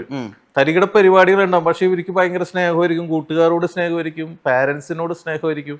പക്ഷെ നിവൃത്തിയോട് കൊണ്ട് ചെയ്തു പോകാന്നാണ് ഇവര്. പിന്നെ എന്ന് പറഞ്ഞാൽ ഇവരുടെ ഒരു നന്മ അതിൻ്റെ അകത്തുള്ളതെന്ന് പറഞ്ഞാൽ ഇവര് പറയുന്നുണ്ട്, തലയുടെ ക്യാരക്ടർ പറയുന്നുണ്ട്, ഞാനത് എന്താണ് കൈയും കാലും വെട്ടാൻ വല്ലവന്മാരെ കാശിന് വേണ്ടിയിട്ട് ഞങ്ങൾ ആ പണിക്ക് നിൽക്കാറില്ല, ന്യായമായ കാര്യത്തിന് വേണ്ടി. ഇതിൽ തന്നെ എടുത്തു നോക്കിക്കോ, ഇവരുടെ ഗ്യാങ്ങിലുള്ള മണിക്കൂട്ടന്റെ തല്ലിയനാണ് ആദ്യ തടി. ഇങ്ങനെ ഓരോ കാരണങ്ങള് കൃത്യമാണ് ഇവര്. ഭാവനയുടെ ക്യാരക്ടറിനെ കൊണ്ടുപോയി നശിപ്പിച്ചു എന്ന് പറയുന്ന ആ ഒരു ഇതിനാണ് അവന് തിരിച്ച് അടി കൊടുക്കുന്നത്. പിന്നെ ഈ ഇന്ദ്രജിത്തിന്റെ ക്യാരക്ടറിനെ ചീറ്റ് ചെയ്തുകൊണ്ടാണ് മറ്റവരെ തല്ലുന്നത്, അപ്പനെ തല്ലുന്നതുകൊണ്ടാണ് സിഐനെ തല്ലുന്നത്. ഇങ്ങനെ എല്ലാത്തിനും ന്യായമുണ്ട്. അപ്പം ഭയങ്കര ഒരു ഭീകര കുഴപ്പക്കാരനല്ല ഈ തല. അയാളുടെ മനസ്സിൽ നന്മയുണ്ട്. അപ്പൊ പറഞ്ഞ അപ്പനെയും പെങ്ങന്മാരൊക്കെ സ്നേഹിക്കാനുള്ള ഒരു മനസ്സുണ്ട് എനിക്ക്. ഞാൻ പിന്നെ എങ്ങനെയാണ് നന്നാകേണ്ടത്? ബിസിനസ് ചെയ്യണോ? അപ്പൻ തട്ടിട ഇട്ടുകൊണ്ട് എനിക്ക് തട്ടിട ഇടാൻ പറ്റുമോ? ഒന്ന് നന്നാനുള്ള വല്ല ലേഹ്യം ഉണ്ടെങ്കിൽ വാങ്ങിച്ചോ എന്നൊക്കെ പറയുന്നത് അത് ഹ്യൂമറായിട്ടല്ല ആക്ച്വലി പറയുന്നത്. ആ ക്യാരക്ടർ അങ്ങനെ പറയുള്ളൂ. അയാൾക്ക് അയാൾ ചെയ്യുന്നത് വലിയ തെറ്റാണെന്ന് നിർബന്ധം. അതല്ല, അത് എന്ന് പറഞ്ഞാൽ ആ ക്യാരക്ടറിന്റെ ഒരു കണ്ടിന്യൂറ്റി വേണമല്ല. അല്ലാണ്ട് ഇടക്ക് വന്നിട്ട് ഭയങ്കരമായിട്ട് സീരിയസ് ആയിട്ട് വേറെ വേദവാക്യം പറയുന്ന പോലെ ആ ക്യാരക്ടർ മാറാൻ പറ്റില്ല. അപ്പൊ നമ്മൾ ഒരു കഥാപാത്രം സൃഷ്ടിക്കുമ്പോൾ അതിന്റെ ഒരു കണ്ടിന്യൂറ്റി ഉണ്ട്. ഇപ്പൊ നമ്മൾ ഡ്രസ് കണ്ടിന്യൂറ്റി നോക്കുന്ന പോലെ ആ കഥാപാത്രം ചിലപ്പോ ചില ആവശ്യമില്ലാതെ ചില ആർട്ടിസ്റ്റുകൾ ചിലപ്പോൾ അഡീഷണൽ ചില ഡയലോഗ് പറയും. അപ്പൊ നമ്മൾ പറയും ആ ക്യാരക്ടർ അങ്ങനെ പറയില്ല ഒരിക്കലും. ചിലപ്പോൾ വിദ്യാഭ്യാസം ഇല്ലാത്ത ഈ മുള്ളനെ കൊണ്ട് അന്താരാഷ്ട്ര ഒരു കാര്യം പറയാൻ ആയിട്ട് പറ്റില്ല. അപ്പൊ അയാൾ അങ്ങനെ ചിന്തിക്കില്ലെന്ന് നമ്മൾ ചിന്തിക്കണം. അയാളുടെ വിവരവും അയാളുടെ വിദ്യാഭ്യാസം എത്രത്തോളം ഉണ്ട്, ആ ക്യാരക്ടർ എങ്ങനെയൊക്കെ സംസാരിക്കും, എന്തെല്ലാം അറിവുകേടുകൾ ഉണ്ടാകുമെന്ന് നമ്മൾ തീരുമാനിക്കുമ്പോൾ നമുക്ക് അത്തരം കാര്യങ്ങൾ വരും, ഡയലോഗിൽ വരും. അത് അതിന്റെ കൗണ്ടറുകൾ നമ്മൾ അറിയാതെ വരും. മുള്ളൻ ചന്ദ്രപ്പനുണ്ടല്ലോ ഈ സാധനം, അതായത് പറഞ്ഞ സീനുമായിട്ട് ഒരു ബന്ധമില്ലാത്തൊരു ഫ്ലിപ്പ് ആവുന്ന ഡയലോഗ്. ഞങ്ങൾക്കൊന്നും വേണ്ട, ഞങ്ങൾ എടുത്ത് കഴിച്ചോ, വേണ്ട എന്ന് പറയും. എടുത്ത് കഴിച്ചോടാന്ന് പറയും. വേണ്ട, ഞങ്ങൾ തന്നെ കഴിച്ചോളാം, എടുത്ത് വെച്ചോളാം പറയുന്നല്ലേ. ഒരു 2 വർഷം സമയം തന്ന ഈ ലോണിന്റെ പകുതിയെങ്കിലും ഞാൻ പറയുന്ന സമയത്ത് നമുക്ക് ചിരിയാണ്. അതായത് സാധാരണ സിറ്റുവേഷനിൽ ഒരിക്കലും അങ്ങനെ പറയില്ല, അല്ലെങ്കിൽ ചേച്ചി നിന്ന് കുളിപ്പിച്ചു ഞാനും കുളിപ്പിച്ചാരെന്ന് പറയുന്ന സമയത്ത് അതെവിടുന്ന ഐഡിയ അല്ല. ഇവര് ജീവിതത്തെ നിസ്സാരമായിട്ടാണ് കാണുന്നത്. ഇവർക്ക് എന്ന് പറഞ്ഞാൽ അതിന്റെ ഉദാഹരണമാണ് പോലീസ് സ്റ്റേഷനിൽ പോയിട്ട് പിടിച്ച്, ഇവർക്ക് ഇതൊക്കെ നിത്യസംഭവമല്ലേ. ഇങ്ങനെയുള്ളവർക്ക് എന്ന് പറഞ്ഞാൽ പോലീസ് കൊണ്ടുപോകുക, സ്റ്റേഷനിൽ കൊണ്ട് ജാമ്യത്തിൽ വിടുക, അല്ലെങ്കിൽ കുറച്ച് നാൾ ജയിലിൽ പോയി കിടക്കുക എന്നൊക്കെ പറയുന്നത് യൂസ് ടു അവർക്ക്. അപ്പൊ എന്ന് പറഞ്ഞാൽ അതിന്റെ സീരിയസ്നെസ് ഉണ്ടാവില്ല, അതിന്റെ ദുഃഖം മുഖത്തുണ്ടാവില്ല. അവരവിടെ കാഷ്വലായിട്ട് ചെല്ലും. അതുകൊണ്ടാണ് ഫോട്ടോ എടുക്കാൻ പോയപ്പോൾ അയ്യോ ഞാൻ ചിരിച്ചു കണ്ണടച്ചു പോയി നിന്നു ഒന്നുകൂടി എന്നൊക്കെ പറഞ്ഞുകൊണ്ട് മര്യാദ കേൾക്കുന്നു. അപ്പോൾ അതിലൊക്കെ എന്ന് പറഞ്ഞാല് ഏത് സ്റ്റേഷനിലും ഒരു ക്രിമിനൽ പിടിച്ചാൽ അവനൊക്കെ ഇങ്ങനെ ബലം പിടിച്ച് നിൽക്കും, ഫോട്ടോ എടുക്കുമ്പോഴൊക്കെ അത് ഇഷ്ടപ്പെടില്ല എന്നുള്ളത്. ഇവർക്ക് അതൊന്നും വിഷയമൊന്നുമല്ല. അപ്പൊ അങ്ങനെ വരുമ്പോൾ നമ്മൾ മറിച്ച് ചിന്തിക്കുമ്പോഴാണ് അതിൻ്റെ അകത്തൊരു ഹ്യൂമർ വരുന്നത്. നമ്മൾ നിരന്തരം കണ്ടുകൊണ്ടിരിക്കുന്ന ട്രാക്കിൽ നിന്ന് മാറി ആ ക്യാരക്ടർ ഇതുവരെ പ്രതീക്ഷിക്കാത്ത ഒരു റിയാക്ഷൻ ചെയ്യുമ്പോഴും പ്രതികരിക്കുമ്പോഴാണല്ലോ അതിൽ രസം വരുന്നത്. അപ്പോഴാണ് ചിരിയും വരുന്നത്. പിന്നെ സന്ദർഭം അറിയാതെ പോയിട്ട് ചില കാര്യങ്ങൾ പറയുമ്പോഴും, ഇപ്പൊ തല്ലുകൊണ്ട് ഇങ്ങേര് തല്ലുകൊണ്ട് എൻ്റെ പിറന്നാളായിട്ട് മോൻ നല്ല സമ്മാനമാണ് എനിക്ക് തന്നതെന്ന് പറയുമ്പോഴാണ് ബിജുക്കുട്ടിന് ഓർമ്മ വന്നത് പിറന്നാളിന് വിഷ് ചെയ്തില്ലല്ലോ എന്ന്. അപ്പോൾ ഒരു ഔചിത്യമുള്ളവർ ആ സമയത്ത് മിണ്ടാതിരിക്കുള്ളൂ. പക്ഷെ ഹാപ്പി ബർത്ത്ഡേ എന്ന് ചെന്ന് ആ സിറ്റുവേഷനിൽ പുള്ളി പറയുന്നു. അപ്പൊ അങ്ങനെ പറഞ്ഞ് ചിരിക്കുമെന്ന് നമുക്കറിയാം. കാരണം അത് നമ്മളുടെ അനുഭവത്തിൽ നമ്മൾ കണ്ടിട്ടുണ്ട് പലയിടത്തും. ഈ സന്ദർഭം ചിന്തിക്കാതെ ചിലവർ വന്നിട്ട് ചില കാര്യങ്ങൾ ഈ മരണ വീടുകളിൽ, ഞാൻ ഒരു സ്ഥലത്ത് എൻ്റെ സുഹൃത്ത് മരിച്ചു കൊടുത്ത് ചെന്ന് നിൽക്കുകയാണ്. അപ്പോൾ ന്യൂ ഇയർ കഴിഞ്ഞ് പിറ്റേ ദിവസം 2-ാം തീയതിയായിട്ടാണ് ആ ദിവസം. അപ്പോഴേക്കും ഞാൻ ആ ബോഡിയുടെ അടുത്തുനിന്ന് ജസ്റ്റ് മാറി ഒരാൾ വന്നിട്ട് കഴിഞ്ഞിട്ട് ഹാപ്പി ന്യൂ ഇയർ എന്ന് പറയും. എനിക്ക് ഞാനിങ്ങനെ നോക്കി എന്ത് പറയാൻ പറ്റും, മരിച്ച വീട്ടിൽ ചെന്നിരിക്കുന്നത്. അപ്പോൾ ഒരു ഔചിത്യമില്ല, അവിടെ മരണ വീടാണ്, ആ ബോഡിയുടെ അടുത്ത് നിങ്ങൾ മാറിയപ്പോൾ ഒരാൾ, പുള്ളിക്ക് ഇതൊന്നും വലിയ വിഷയമല്ല. പുള്ളി ഇന്നലെ ന്യൂ ഇയർ ആയതുകൊണ്ട് എന്നെ കണ്ടപ്പോൾ ഹാപ്പി ന്യൂ ഇയർ എന്ന് പറഞ്ഞ് വിഷ് ചെയ്തു. അങ്ങനെ ഔചിത്യമില്ലായ്മയുണ്ട് ചില. അപ്പൊ ഇതൊക്കെ നമ്മുടെ ജീവിതത്തിൽ പല സന്ദർഭങ്ങളിലായിട്ടൊക്കെ ഇങ്ങനെ അനുഭവപ്പെട്ടിട്ടുള്ള കാര്യങ്ങൾ അറിയാതെ നമ്മൾ എഴുതുമ്പോൾ വരും. ജഗതി ചേട്ടൻ്റെ കുറെ മാനറിസങ്ങളുണ്ടല്ലോ. ഫൈറ്റ് ചെയ്യുമ്പോ ഇങ്ങനെ പിടിക്കണത്, പിന്നെ പടക്കേറിയണത്. ഇപ്പൊ ഞാനൊരു 10 കോടി വെച്ച് അങ്ങനത്തെ മാനറിസങ്ങളും ജഗതി ചേട്ടൻ മുമ്പ് കണ്ടിട്ടില്ല. അത് ഒരു പ്രത്യേക ക്യാരക്ടറാണ് പടക്കം. ജഗതി ചേട്ടൻ വരുമ്പോ എന്ന് പറഞ്ഞാല് ജഗതി ചേട്ടൻ എപ്പോഴും ഈ കഥാപാത്രം പുള്ളി എപ്പോഴും ചോദിക്കുന്ന ഒരു കാര്യം, ഈ കഥാപാത്രം എത്ര വരെ പഠിച്ചിട്ടുണ്ട് ചോദിക്കും. വിദ്യാഭ്യാസം ഉണ്ടാന്ന് ചോദിക്കും. അപ്പോൾ ചേട്ടാ കാണില്ല, ഇയാള് ഒരു മാക്സിമം 8-ലോ 9-ലൊക്കെ വെച്ചിട്ടൊക്കെ പഠിത്തം നിർത്തി പോയിട്ടുണ്ടാവും. അപ്പം അത്രേ ഉള്ളൂ. അപ്പം തറയാണ് പറയും. അപ്പം നമുക്ക് അങ്ങനെ പിടിക്കാതൊക്കെ പറഞ്ഞുകൊണ്ട് ക്യാരക്ടറിൻ്റെ, പിന്നെ ഇയാളുടെ ബാക്ക്ഗ്രൗണ്ട് ചോദിക്കും. ഇയാൾക്ക് ഭാര്യയുണ്ടോ, അങ്ങനെയുണ്ട്, കുടുംബമുണ്ടോ, എങ്ങനെയാണ്. അപ്പോൾ ഇല്ല, ഇയാളിങ്ങനെ ചെറിയ ലോക്കൽ വലിയ ഗുണ്ടൊന്നും അല്ല, ഇങ്ങനെ ആൾക്കാരെ തന്നിൽ ചെറിയവരെയൊക്കെ പേടിപ്പിച്ച് ഇങ്ങനെയൊക്കെ നടക്കുന്ന പരിപാടിയുള്ളൂ, അല്ലാണ്ട് വലിയ വലിയ കക്ഷികളൊന്നും ഇല്ല എന്നൊക്കെ പറയും. എന്നിട്ട് പുള്ളിയുടേതായ ഒരു ശൈലിയിൽ പുള്ളി അത് പിടിക്കേണ്ടത്. അത് ഇപ്പൊ എന്ന് പറഞ്ഞാൽ മാനറിസങ്ങളൊക്കെ പുള്ളി തന്നെ ഇങ്ങനെ ചെയ്യുന്നതാണ്. അതാരും പറഞ്ഞു കൊടുക്കേണ്ട ആവശ്യമില്ല. പുള്ളി അത് സ്ക്രിപ്റ്റിലുള്ളതാണ്. അത് എൻ്റെ ഞാൻ പണ്ടൊരു ഏകാംഗ നാടകം എഴുതിയിരുന്നു. അതിൻ്റെ അകത്ത് ഇങ്ങനെ ഒരാളെ അറസ്റ്റ് ചെയ്തുകൊണ്ട് പോകുമ്പോൾ അവൻ തിരിച്ചു വന്നിട്ട് പറയുന്ന, നീ എന്നെ പോലീസ് പിടിച്ചുകൊണ്ട് പോകുമ്പോൾ ടാറ്റ വരുമല്ലടാ എന്നൊക്കെ പറഞ്ഞുകൊണ്ട് അടിക്കുന്ന ഒരു സീനുണ്ട്. അപ്പൊ അതിങ്ങനെ മനസ്സിൽ കിടന്നു വെച്ചാൽ ഒരു ചെറിയ ഏകാംഗ നാടകം, കോമഡി നാടകം എഴുതി അതിൻ്റെ അകത്ത് ഉണ്ടായിരുന്നതാണ്. അപ്പൊ അത് അതിൻ്റെ അകത്ത് ഇങ്ങനെ എഴുതി വന്നപ്പോ ക്ലബായതാണ്. അപ്പൊ നിസാര കാര്യത്തിന് വേണ്ടി, അതായത് ഒരു ഗുണ്ട വന്നിട്ട് ഒരുത്തനെ തല്ലുന്നതിനൊക്കെ വലിയ വലിയ കാര്യങ്ങളുണ്ടാവും. നീ സാക്ഷി പറഞ്ഞല്ലേ മറ്റേന്ന്, അതൊന്നും ഇല്ലാണ്ട് ഒരു സില്ലി മാറ്റർ പറയാ, ആ പറയുന്നതിലൊരു ചിരി കിട്ടാവുന്ന ഒരു കാരണം ഉണ്ടാകാം, അതിന് സാധ്യതയും ഉണ്ടാവുമല്ലോ. പോലീസ് അറസ്റ്റ് ജീപ്പ് പോകുമ്പോൾ ഒരുത്തൻ നിന്നിട്ട് ടാറ്റ കൊടുത്താല് അതൊരു ഇൻസൾട്ടിങ് ആണല്ലോ. അപ്പൊ അത് പറഞ്ഞിട്ടാണ്. അപ്പൊ ഇത് പറഞ്ഞ ടാറ്റയല്ല, പോകണ്ട എന്ന് പറഞ്ഞാണെന്ന് പറഞ്ഞ് അങ്ങനെ ഒരു മറുപടി കിട്ടി നമുക്ക്. അതങ്ങനെ ഒരു കെമിസ്ട്രി നമ്മൾ എഴുതുമ്പോൾ ചില കൗണ്ടറുകൾ വരും, അതങ്ങനെ വന്നു പോകുന്നതാണ്. ഈ ട്രഷർ ഷണ്ടിങ് ഒക്കെ സ്ക്രിപ്റ്റിൽ തന്നെ അതുണ്ടായിരുന്നതാണ്. അത് അവിടെ അങ്ങനെ എനിക്ക് ആക്ച്വലി അത് അൻവർ പറഞ്ഞാണ് എനിക്ക് അങ്ങനെ ഒരു സംഭവമൊക്കെ അവിടെ നടത്താറുണ്ടെന്നൊക്കെ അറിയുന്നത്. അപ്പൊ പിന്നെ കുറെയൊക്കെ നമ്മള് സിനിമക്ക് വേണ്ടിയിട്ട് അതിന്റെ ഒരു ക്ലൈമാക്സ് പോലെയൊക്കെ ഉണ്ടാക്കിയിട്ടുണ്ട്. ഇവര് അത് അടിയുണ്ടാക്കുന്ന സിറ്റുവേഷനിലൊക്കെ പോകുന്നതൊക്കെ നമ്മൾ ക്രിയേറ്റ് ചെയ്തതാണ്. കുറച്ച് വിയേർഡ് ആയിട്ടുള്ള കുറച്ച് ഇമാജിനേഷൻസ് ഉള്ള ക്യാരക്ടറാണല്ലോ ഇവര്. ഇപ്പൊ തലയിടിച്ച് വീണു ബാത്റൂമിൽ പോയപ്പോ എന്ന് പറയുമ്പോ മറ്റേ സ്വിമ്മിംഗ് പൂൾ അത് വെച്ച് ഡൈവ് ചെയ്ത് പറയണത് അങ്ങനെ സാധാരണ ആൾക്ക് ചിന്തിക്കാൻ പറ്റില്ലല്ലോ. കുറെ കാര്യങ്ങളുണ്ട് അങ്ങനെ. ഈ സൈസുള്ള ഓറഞ്ച് ഞങ്ങൾ ഇങ്ങനെ അടുത്തോട്ടം മേടിച്ചോണ്ടിരാന്നൊക്കെ പറയുന്നത് സാധാരണ ആളങ്ങനെ ചിന്തിക്കില്ല. അപ്പൊ ഈ ബിജുകന്റെ ക്യാരക്ടറിന് മൊത്തം ഇങ്ങനത്തെ കാര്യങ്ങൾ വരണം, അതൊക്കെ സ്ക്രിപ്റ്റിലുണ്ടായിരുന്നു. അതെ അതെ, അതെന്ന് വെച്ചല്ലേ ഈ ചില കഥാപാത്രങ്ങളുടെ ഒരു സൃഷ്ടി വരുമ്പോ അവർക്ക് ഹ്യൂമർ താനെ വരും എഴുതുമ്പോൾ. ചില ക്യാരക്ടേഴ്സിന് ഹ്യൂമർ വരില്ല. നമ്മൾ സീരിയസ് ആയിട്ട് പിടിക്കുന്ന ഒരു കഥാപാത്രത്തിനെ പെട്ടെന്ന് ഒരു 2-3 സീനിൽ കോമഡി പറയിപ്പിക്കാന്ന് വിചാരിച്ചു കഴിഞ്ഞാൽ പെട്ടെന്ന് കോമഡി എഴുതാൻ പറ്റില്ല അവർക്ക്, അവരുടെ ആ സ്വഭാവം വെച്ചിട്ട്. നമ്മളിപ്പോൾ ജീവിതത്തിൽ തന്നെ എടുത്തോ, ഒരു തമാശ പറയുന്ന നമ്മുടെ കൂട്ടുകാരുടെ ഇടയിൽ അവൻ എന്നും ഏത് സിറ്റുവേഷനിലും തമാശയിലൂടെ പറഞ്ഞു പോവുള്ളൂ. അവൻ സീരിയസ് ആകുന്നതൊക്കെ വല്ല മരണം നടക്കുമ്പോഴൊക്കെ മാത്രമോ അവന്റെ കുടുംബത്തിൽ വല്ല മരണം നടക്കുമ്പോൾ മാത്രമോ ഒരു സീരിയസ് ആയിട്ടിരിക്കുന്ന നമ്മൾ കാണുള്ളൂ. അത് കഴിഞ്ഞാൽ ചിലപ്പോൾ അവൻ പഴയ മൂഡിലേക്ക് അവന്റെ ഒരു കഥാപാത്രത്തിന്റെ സ്വഭാവമാണത്. അപ്പൊ ഈ ചില കഥാപാത്ര സൃഷ്ടിയിൽ നമുക്ക് ഹ്യൂമറുകൾ താനെ നമുക്ക് എഴുത്തുകാരന് വന്ന് ഭവിക്കും. കാരണം ഇത് ഈ ചോട്ടാമൊബൈൽ എന്ന് പറഞ്ഞാൽ ഈ ഗ്യാങ് എന്ന് പറഞ്ഞാൽ ഞാൻ നേരത്തെ പറഞ്ഞ പോലെ തന്നെ ജീവിതം വളരെ നിസ്സാരമായിട്ട് കാണുന്ന തരികിട പരിപാടികൾ ഒപ്പിച്ച് കാര്യങ്ങൾ നടത്തണം, മലേഷ്യയിൽ പോകാനായിട്ട് ഒരു ആഗ്രഹം പ്രകടിപ്പിച്ചു, അത് അവിടെയും പറ്റിച്ചുകൊണ്ടുപോയി എന്നൊക്കെ പറയുന്ന ജീവിതത്തെ ഒരു ദിശാബോധമില്ലാത്ത ഒരു യുവത്വം എന്നൊക്കെ പറയൂലേ, അങ്ങനെയുള്ളവർക്ക് ഒരു സീരിയസ്നെസ് ഉണ്ടാവില്ല. അപ്പൊ അവന്മാര് നല്ല കൗണ്ടറുകൾ പറയും, അങ്ങോട്ടും ഇങ്ങോട്ടും തമാശ പറയും എന്ന് പറയുന്ന ഒരു പേരെങ്ങനെ കിട്ടണേ. ഇപ്പൊ മട്ടാഞ്ചേരി കൊച്ചി ബേസ് ആയപ്പോ ഈ കഥാപാത്രത്തിന് എന്ത് പേരിടും എന്നുള്ളൊരു ആലോചനയിൽ നിന്ന് ഇങ്ങനെ ആലോചിച്ചപ്പോൾ പെട്ടെന്ന് കിട്ടിയതാണ് വാസ്കോഡ് ഗാമയുടെ വാസ്കോ ഇടാന്ന് വിചാരിച്ചു. പിന്നെ അതിൻ്റെ അകത്ത് പിന്നെ ആലോചിച്ച് ഈ ഗ്യാങ് എന്ന് പറഞ്ഞപ്പോൾ ഞങ്ങൾ ആലോചിച്ചത് നമുക്കിതൊന്ന് ബാലൻസ് ചെയ്യാം. ഇപ്പം ലാലേട്ടൻ്റെ ഒരു പ്രായം ഉണ്ടല്ലോ, ആ ലാലേട്ടനോടൊപ്പം നമുക്ക് വേണമെങ്കിൽ ഈ 4 പേരെന്ന് പറയുന്നത് വേണമെങ്കിൽ മനോജ് കെ ജയൻ പോലെയുള്ള ലാലേട്ടനെ ബാലൻസ് ചെയ്യുന്ന കൂട്ടുകാരെന്ന് തോന്നിപ്പിക്കുന്ന അതേ പ്രായത്തിലുള്ള 4 പേരെ ഇടാം. അപ്പോൾ ഒരു ഹെവിനെസ് വരും ഒരു ഗ്യാങ് എന്ന് പറയുമ്പോൾ. അപ്പോൾ ആലോചിച്ചത് മിക്സ് ചെയ്തിട്ട് ലാലേട്ടനും സിദ്ദിഖും അപ്പൊ അവര് തമ്മിലുള്ള ഒരു കോമ്പിനേഷൻ. അതിന്റെ താഴെ ഇന്ദ്രജിത്ത്, അതിന്റെ താഴെ അതിനേലും പ്രായം കുറഞ്ഞ മണിക്കൂട്ടനും ബിജുക്കൂട്ടനും, ഇങ്ങനെ ഒരു ഗ്യാങ് ആക്കാം. അപ്പൊ ഒരു യൂത്തിന്റെ ഫ്ലേവറും മൊത്തത്തിൽ വന്നിട്ട് ഇവര് ആ ഒരു യൂത്തിന്റെ കൾച്ചറിലേക്ക് ഇവര് മെർജാവും.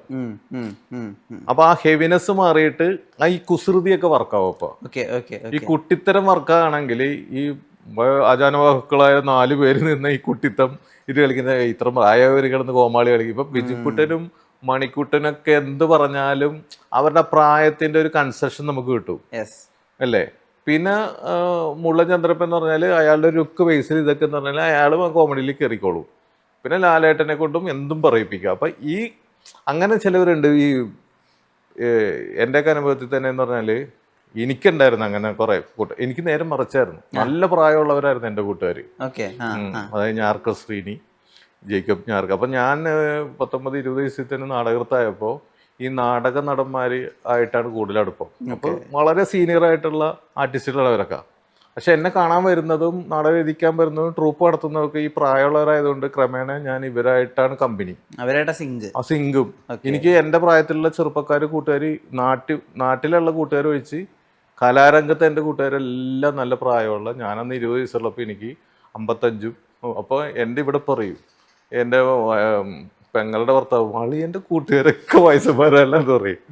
അപ്പോൾ അത് നമ്മളുടെ ഒരു സിറ്റുവേഷനിൽ നമ്മൾ ചെന്ന് പെടുമ്പോൾ നമ്മുടെ ഫ്രണ്ട്സ് സർക്കിൾ വരുന്നതാണത്.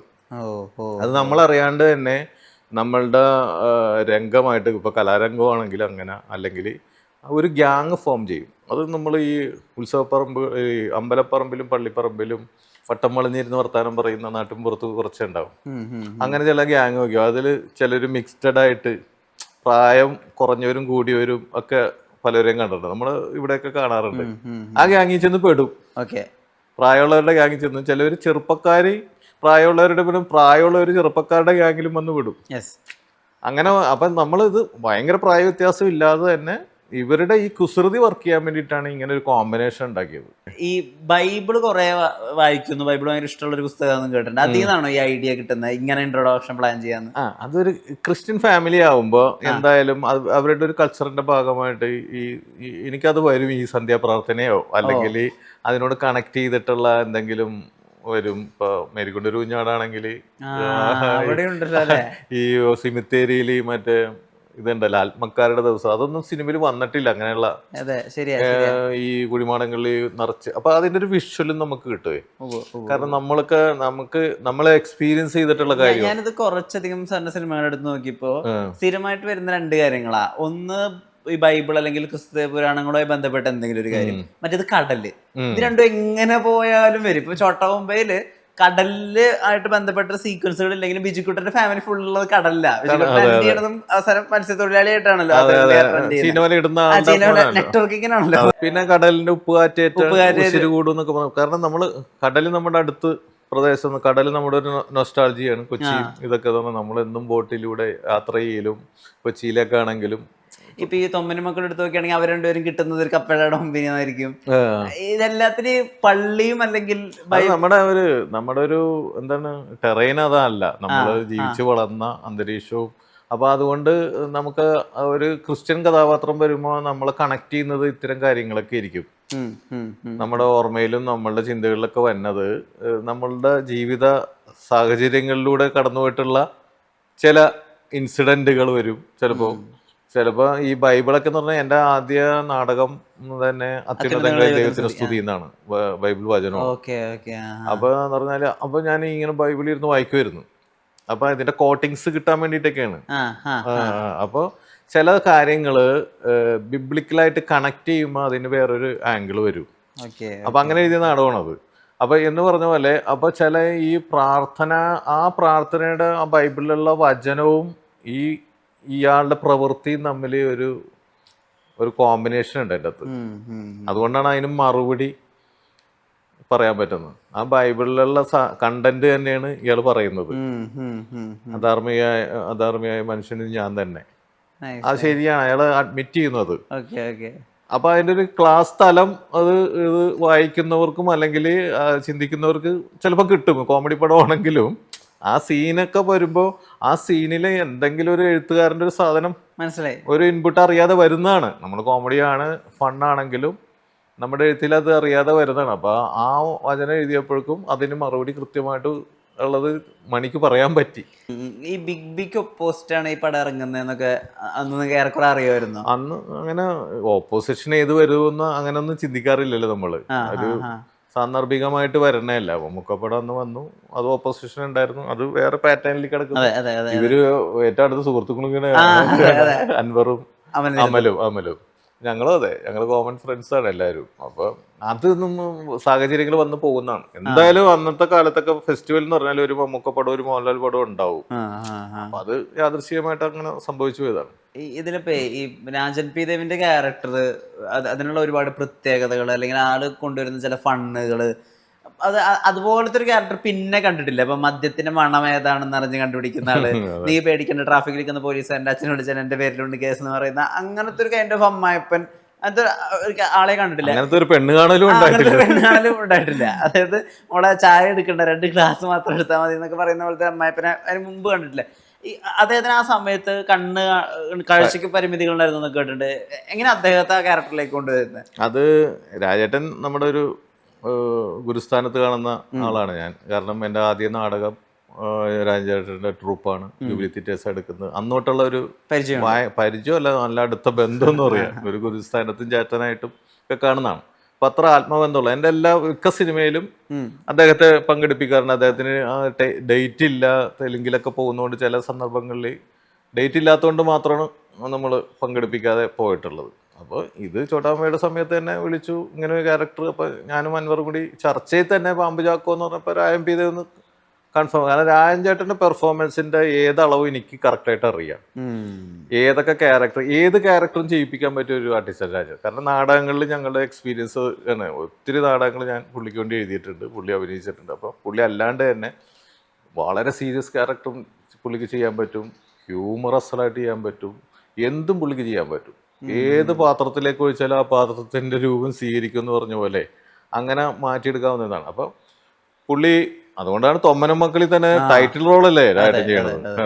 അപ്പൊ ഇത് ഈ വെള്ളടി സാധനം പുള്ളി കലക്കൊന്ന് എനിക്ക് ഉറപ്പായിരുന്നു, അൻവറിനും അതെ. അപ്പൊ പാമ്പ് ചാക്കോ എന്ന് പറഞ്ഞാൽ ആ ഗെറ്റപ്പ് അൻവറിന്റെ ഐഡിയയാണ്. അൻവർ കണ്ണടിയും കൊന്തയും ഷട്ടേ വേണ്ടെന്ന് തീരുമാനിച്ചു. ഈ ക്യാരക്ടർ ഷട്ടേ ഇട്ടിട്ടില്ലല്ലോ. അപ്പൊ നമ്മൾ നാട്ടിൻപുറത്തൊക്കെ കാണാറുണ്ട്, ത്രൂ ഔട്ട് വെള്ളമായിട്ട് കിടക്കുന്ന ചിലവരൊക്കെ കാണാറുണ്ട്. അപ്പൊ അങ്ങനെ ത്രൂ ഔട്ട് വെള്ളം അടിച്ചിരിക്കുന്ന ഒരാള് പാമ്പ് ചാക്കോന്ന് എന്തായാലും പാമ്പെന്ന് വിളിക്കുക അയാളെ, അങ്ങനെ ആയിരിക്കും. അപ്പൊ അങ്ങനെ ഒരു ക്യാരക്ടറിന്റെ മകളായിട്ടാണ് നായികയും അതുപോലെ തന്നെ വളരെ ഡിഫറെന്റ് ആയിട്ടുള്ള രീതിയിലാണ് ഇൻട്രൊഡക്ഷനും ഭാവനയുടെ ഒക്കെ കൊടുക്കുന്നത്. അപ്പം കല്യാണം വേണ്ടെന്ന് പറഞ്ഞ് നടക്കുന്ന മോഹൻലാലും എന്ന് പറഞ്ഞാല് താല്പര്യമില്ലാതെ കാണാൻ വരുന്നതാണ്. അപ്പൊ എന്തായാലും അയാൾ വെള്ളം അടിച്ചിട്ട് വരുന്നു, വേണമെങ്കിൽ ഒഴിഞ്ഞു പോട്ടേന്ന്. അപ്പൊ ഇവിടെ പെട്ടുപോണു, അതിനും കുടിയന്റെ അടുത്താണ് വന്നേക്കുന്നത്. അപ്പൊ അവര് തമ്മിൽ മാച്ചായി പോകുന്നതാണ്. അപ്പൊ പിന്നെ അവർക്ക് ഡിസ്കഷന് വേറെ മാർഗമൊന്നുമില്ല, കഴിച്ച സാധനത്തിന്റെ ഡിസ്കഷനാണ് ആദ്യം തന്നെ വന്നത്. അപ്പൊ ഈ ഞാൻ പറയുന്നത് എത്രയോ മദ്യങ്ങളുണ്ടായിരുന്നു, പക്ഷെ തസ്കർ എങ്ങനെ കിട്ടിയത്? അത് ഈ ബ്രാൻഡഡ് ആയിട്ടുള്ള സാധനങ്ങൾ പറഞ്ഞാൽ സെൻസർ കട്ട് വരും. അതാണ് ഈ ആനമൈക്കി എന്നൊക്കെ പറഞ്ഞത്. നമ്മള് ഈ ബ്രാൻഡുകളുടെ പേര് പറയാൻ പാടില്ല. ബ്രാൻഡുകളുടെ പേര് ഇപ്പൊ നമ്മള് വിഷ്വല് പോലും ബ്രാൻഡുകളുടെ പേര് മാറ്റി സെൻസർ ചെയ്യും. അങ്ങനെയാണ് തസ്കർ വരുന്നത്. അപ്പൊ എന്ന് പറഞ്ഞാല് നിലവിലില്ലാത്ത ചില സാധനങ്ങൾ, അതാണ് മണവാട്ടി എന്ന് പറഞ്ഞത്, ആനമൈക്കി, ടസ്കർ എന്നൊക്കെ പറഞ്ഞിട്ട് അങ്ങനെയൊക്കെ പറഞ്ഞു പോയതാണ്.